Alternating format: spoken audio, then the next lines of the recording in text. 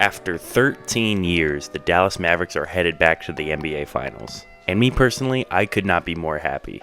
In fact, this is probably the most happy I've been as a sports fan in my entire life. Now, yes, obviously I was alive for their run in 2011, and I did watch some of those games, but I was only 10 years old, and I don't think I really fully grasped the gravity of them winning a championship. Obviously, it was awesome, and I loved it.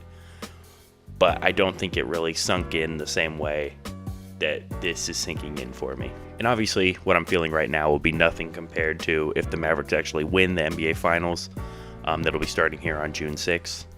And I think maybe the only thing that could potentially top that in the world of sports for me was if the Angels somehow won a World Series. But before we get too far off track, let's just reflect on how interesting and great of a year this has been for the Dallas Mavericks. So coming into the year, unless you were a Mavericks fan with a certain level of bias, you probably weren't expecting this team to make the NBA Finals. And even me, who I'll admit, I thought that they had a chance in the respect that if you have Luka Doncic in a 7-game series, then you always have a chance to win, right? That's what I was thinking. But if you ask me, who do I think was making the finals out of the West at the start of the year, I would have said the Nuggets. And I still think that if the Mavericks ran into the Nuggets in the playoffs, a healthy Nuggets team, that probably would have been the toughest matchup for the Mavericks. And I don't know how it would have gone. But that being said, coming into the year, right? So what are our major additions? We drafted Derek Lively. Okay, that was cool. Maybe some people were convincing themselves, oh, Max Prosper might be something. And I still think he could be, but obviously for this season, he's not that big of a factor.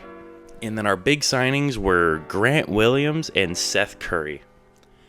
And, I was optimistic about Seth Curry. He played pretty well in his last stint with the Mavericks. And I was hoping he could kind of recapture that a little bit. And then Grant Williams, I was optimistic, but I wasn't getting my hopes too high. But then at the start of the year, he actually came out on fire. He was lighting it up from three. He was a really good player to start the year. I think maybe, was it like 1 week, 2 weeks, something like that, and then he went out for a little bit with an injury, came back, and was really bad. And also, allegedly, people on the team didn't really like him. I guess his personality didn't really mesh well. But yeah, things weren't going the best. So even before all that started, you probably weren't thinking this team is going to the finals because they literally just missed the playoffs, even though they kind of tanked it at the end of the year. But then the trade deadline comes around. They trade Grant Williams, Seth Curry for PJ Washington, and then they also trade... Who did they trade for Daniel Gafford? Oh, Rashawn Holmes. Who... I like Rashawn Holmes, but I like Daniel Gafford a lot more. In those trades, I was immediately really excited about those trades. I made a video on them back when they happened, and I expressed how much I liked those trades. I thought they were good trades for our defense, which they were immediately. PJ Washington especially. I didn't think he would be that impactful on defense. He exceeded my expectations on the defensive end, so that was really great to see. But I loved these trades when they happened, although I will admit I had some reservations about how much we gave up. We gave up a lot of draft capital, first-round picks. I think we were like the only team that traded away first-round picks at the trade deadline, or at least unprotected ones. I think maybe the Raptors did for some reason. But yeah, so I love these trades in the aspect of making our team better, but I wasn't sure if they were worth it, because I didn't know if this was the team that's going to the finals. Is this the team that's going to get us a championship when we're giving up first-round picks for it?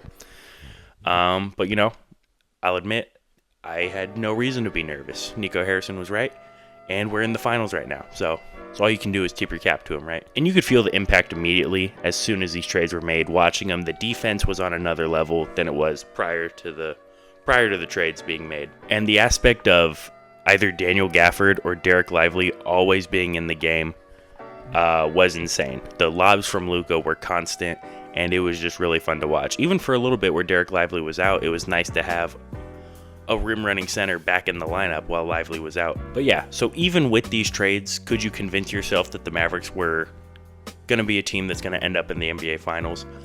I think there was definitely more optimism about that after the trades happened, but they were still by no means the favorites. They did go on like a big win streak, kind of right after the trade deadline, but then they also had some cooler periods where they weren't winning a ton of games. But overall, they played great after the trade deadline, and it's a team that you could be optimistic about going into the playoffs. As soon as the matchups were announced against the Clippers, I think probably most people, other than Clippers fans, expected Luka to tear up the Clippers. That's in a weird way, that's kind of the Mavericks' biggest rivalry. They've played the Clippers twice in the playoffs, and both times it's felt like Luka dominated them, but also they lost both times, so that kind of sucks. So I think most people probably expected Luka to blow the Clippers out of the water. And Luka had a pretty good series. He was banged up a little bit, but he played really well. The supporting cast played really well, and it was overall a good series win for the Mavericks. And then going into the second series against the Thunder, I honestly don't really know what the consensus was. I feel like some people were thinking, the Thunder are just such a good team, they're going to move on to the Western Conference Finals, and other people were thinking, their inexperience was going to get to them, and the Mavericks would probably take it. At the time, I definitely believed the Mavericks could beat the Thunder in a 7-game series, but if I was trying to be unbiased about it, I was leaning a little bit towards the Thunder just because, Luka was still banged up, and the Thunder had proven that they were one of the best teams in the league. And that series was actually a lot of fun because we got to see the supporting cast of the Mavericks play a huge role. Luka didn't have his best series, in either of the first two series. Luka didn't have his best series because, he was playing banged up. In that moment, you almost kind of forgot how dominant Luka can be. We saw it again in the Timberwolves series. Luka's insane. But he wasn't having his dominant scoring games like he was in the series that just happened against the Timberwolves. If anyone, Shai Gilgeous-Alexander was doing that for the Thunder. There were stretches in those games where it felt like he could not miss. Shai Gilgeous-Alexander was hitting every shot he put up. Just thankfully no one else on the Thunder could. But yeah, so the Mavericks are headed to the finals, and they're going to be matching up against the Boston Celtics, which is kind of fun because, Kristaps used to be on the Mavericks and Kyrie used to be on the Celtics, so there's a little bit of a fun dynamic there. But this should be a pretty good matchup. I think these are the two teams that shot the most threes in the season, the Celtics and then the Mavericks. The Mavericks weren't the team that made the second most amount of threes, but they took the second most amount. But so yeah, it should be an interesting matchup. When it comes to the Mavericks' chances against the Celtics, I think you like their chances, especially. So obviously you want people to be healthy to get the best basketball, or most people at least.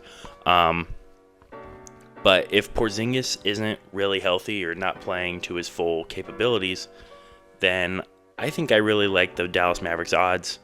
The Celtics are definitely a good defensive team, but I do think they might be able to target Al Horford fairly well, with two great isolation players like Kyrie and Kyrie Irving and Luka Doncic. If they're able to get that mismatch, they'll be able to absolutely exploit Al Horford. And even the other players, as good of defenders as they are, no one can really guard Luka Doncic one-on-one when he's on.